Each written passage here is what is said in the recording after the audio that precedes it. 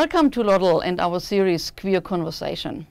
In the studio with me today is Robin Kennedy. She is one of the 78ers and has co-authored a book, Camp. First of all, welcome, Robin. Thank you. Really happy that you are here and joining us. Talk to us about how this book came about, and also about a play that you are assisting at the moment to be produced for Sydney World Pride. Yeah. Well, thanks for inviting me. You know, people think the first Pride March was in 1978, but it actually wasn't. The first public demonstration for LGBT rights was actually in 1970. It happened in 1970 outside the Liberal Party headquarters in Sydney, and there were subsequent marches across the years in different capital cities for Pride, for gay, lesbian, trans rights. So there is this myth, really, that Pride started in 1978, but it really didn't. It was much earlier than that, because where did the people come from in 1978? They were the activists that had been working for several years, and the primary organisation right from the beginning of that period, 1970, was CAMP. And this is what you named the book after. That's right. And what did CAMP stand for? It stands for the Campaign Against Moral Persecution, and of course there's also other connotations for CAMP, so it was quite a catchy name. So it began in Sydney in 1970, but it very quickly spread to other capital cities. So it was in every capital city by about the end of 1972, and also on many university campuses. So they were called CAMP, and on university campuses they were called Campus Camp. So there was really quite a network of activist organisations, and they all operated in a fairly similar way. So social support was very important because it was hard to be visible, especially for lesbians. So social support was important. They did phone counselling, all kinds of activism and advocacy work, printed publications that would go out to people maybe living in remote communities or like not out at all.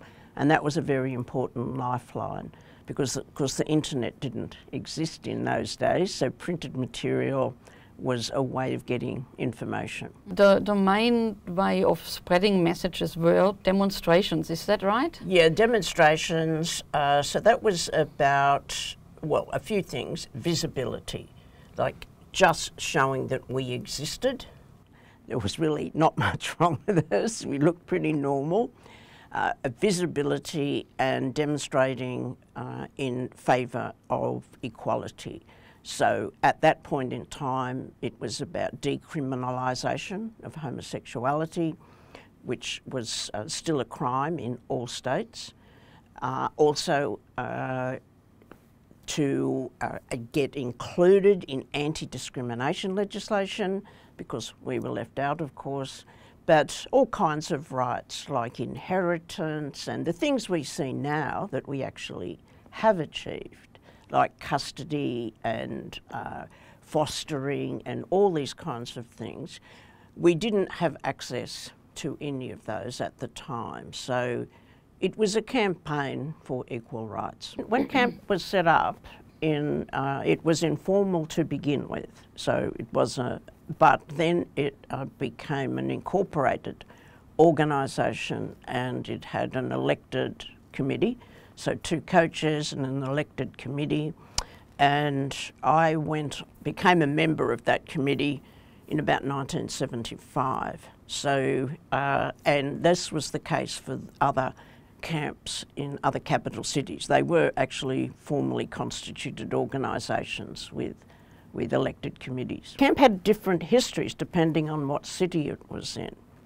So in Sydney, CAMP was one of the main organisers of the Mardi Gras, But there were other groups also at that time, like Gay Liberation, which tended to be more university-based. And so those organisations came together to organise the first Mardi Gras. So we had a morning march on the 24th of June, 78, and then we had the Mardi Gras Parade that night. So it was the work of the operational organisations, I guess, at the time. Camp in Sydney changed after that. There was always a bit of tension in the organisation between the more political people and the people oriented a bit more to phone counselling and social activities. And it kind of blew up really after the Mardi Gras, and most of the political people left and we formed our own organisation, which was called the Gay Task Force, and then camp became the Gay Counselling Service, and then formally later incorporated with 2010. So it kind of still exists in a way. I didn't know that. Okay. And in other cities, it had different journeys. Some didn't go as long as Sydney. One went till 1990. So, yeah, different journeys depending on the local circumstances. Mm-hmm. And how did lesbians, how were lesbians involved with camp? Well, lesbians were involved right from the beginning. In fact, when they became incorporated, they had two co-presidents, one male, one female. The female was Sue Wills, who recently passed away but is featured in the book. We were able to interview her and include her portrait photograph. It was a bit sad for us that she passed away just before the book was launched, but it was great to include her, and she was a very, very important figure in the history of lesbians in terms of their involvement in the Pride movement, because she was very outspoken, she was very articulate, and she was a terrific leader. But in terms of the history of lesbian involvement in camp in Sydney, it went through ups and downs period.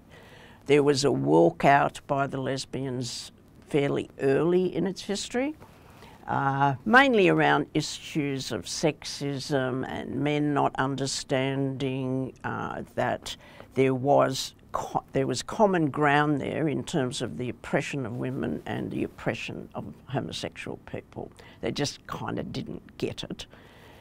And also in those days, the women tend to be treated like the housewives, expected to, you know, clean up the kitchen. So there were a couple of walkouts during the early part of the 70s. But by the time I became involved in the mid-70s, that had settled down, and women played a really, really vital role in the political activity of the organisation, in terms of public speaking, writing, producing the magazine, and we also had every week a women's night, every Wednesday night. So we had premises. This was the last premises in Glebe Point Road, and on Wednesday nights we would have women's coffee shop night. And so it was a very, very safe space. There was no signage outside. Women could come, and these were a lot of women who were just coming to terms with their sexuality. They didn't know anybody. So it was just an important place to come, meet people, feel safe, and then they would be off and running. So it really served a terrific purpose. Mm. It's a historic part we really know very, very little about, and it is amazing and great that you decided to publish this book, which came out in September this year. And what motivated you doing this now? Well, the original motivation was that a couple of years ago, 2020, was marked 50 years since the establishment of camp in 1970. So we thought, well, we need to do some things to commemorate that. And then, of course, COVID happened, and we weren't able to do a lot of the projects. So we concentrated on the book because, okay, so that is something we can research, you know, remotely. Interviews can be done remotely.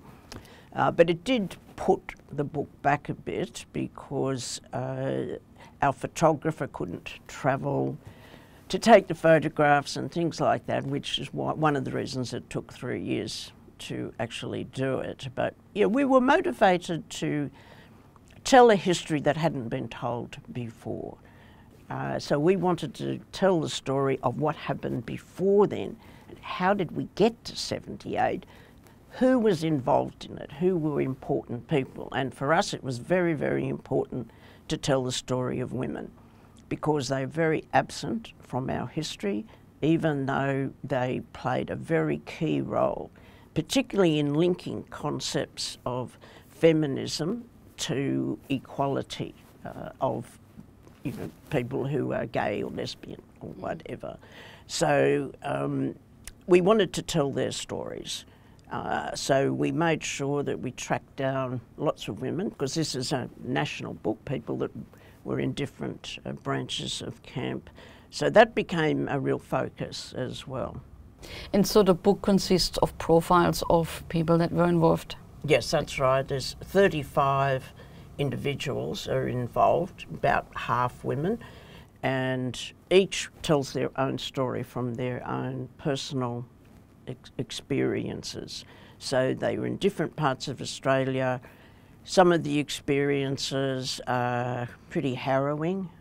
There is one woman who was sent to a facility called Chelmsford, which was a notorious facility which was closed down eventually, but essentially had experimental techniques done to them. So she was subjected to electroconvulsive therapy without anaesthesia, which caused permanent injuries. She also subjected to what they call deep sleep therapy, which is basically putting someone in a coma for an extended period of time.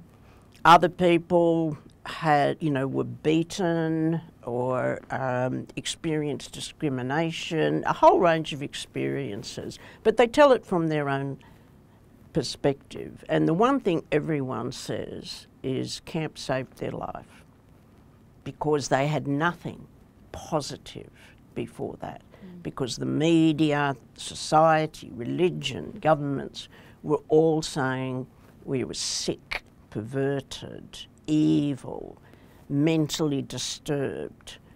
And that was the only information that we were ever hearing. And there were few organisations, camp being, you know, pretty much the first national attempt to provide a supportive environment. There were very few venues, particularly for lesbians. In fact, the gay bars wouldn't even let lesbians in most of the time. And yeah, very negative media, no positive role models. So we needed to build our own community, our own supportive community. And that's what we did. And how can people purchase this lovely book? It's available from the publisher, so you can email the publisher. The email address is pridepublish@gmail.com. It's $49.95 plus postage. An amazing Christmas present, don't you think? It's absolutely amazing Christmas present. You have to get in early because we don't have too many left. Great. Well, and the next project, Robin, is that you are involved with a play that's being produced after this book camp, or after the organization That's camp, right. which will be shown throughout during World Pride. That's right. Yeah, and this was my idea as well. Because I was heavily involved in putting this together, obviously, and as I read stories of people, you know, I felt I was on this sort of emotional roller coaster. Like, oh, how great that happened. They found this person, they found the love of their life or whatever. And then all the negative, horrible experiences, you know, people on the verge of suicide or losing friends to suicide, which was very common at the time. And I just thought, there's so much here. It's just a play. So I had this idea that the material could be used to be presented in a theatrical format. And I was lucky enough to find a creative team and get some funding to commission a playwright, and we have part of the production funding raised, but we need some more money, donate, and buy tickets. But I just felt so inspired, and I thought, well, here am I, someone who actually knows this history. To be so inspired, I can just imagine people watching this and just thinking, I never knew that, and be carried away by the emotion of it, as well as learning an important part of our history. So it's going to be on at the Seymour Centre. We have 15 performances at the Seymour Centre. I think opening night is the 17th of February. We have 2 previews before that, and it runs through till the 4th of March. Fantastic. And did the cast is all gay? All an LGBT cast? It is largely, yes, as is our production team. So this is great queer theatre from every perspective. Fantastic. Well, thank you so much for coming in, Robin, and sharing your knowledge and introducing the book and display. And yeah, everyone watching, make sure you buy a Christmas present and tickets for the play. Thank you very much. Thank you.